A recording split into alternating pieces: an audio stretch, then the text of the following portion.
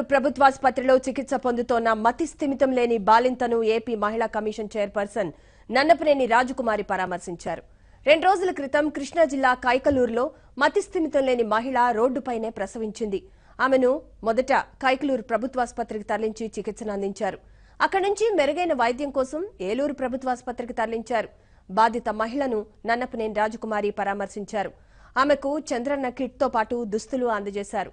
మహిళతో పాటు 2 శిశువుల సంరక్షణ ప్రభుత్వమే చూసుకుంటుందని రాజకుమార్ తెలిపారు. మహిళ వివరాలు కనుగొనడానికి ప్రయత్నిస్తామని ఆమె తెలియజేశారు. పిల్లలు పుట్టారో కూడా తెలియని స్థితిలో ఉంది. అయితే ఇక్కడ నేను సీరియస్గా తీసుకునేది కానీ లేకపోతే మానవతా దృక్పథంతో ఆలోచిస్తే కనుక ప్రతి ఒక్కళ్ళు కూడా ఆలోచించాల్సింది ఒక అమాయకమైనటువంటి ఒక ఆడపిల్ల. తనకి ఎంత వయసు ఉందో నాకు తెలియదు, చెప్పలేము. కాబట్టి చూస్తుంటే కనుక ఒక 25 ఏళ్ళు అట్లా 20 ఏళ్ళు ఉండొచ్చు అనిపిస్తుంది.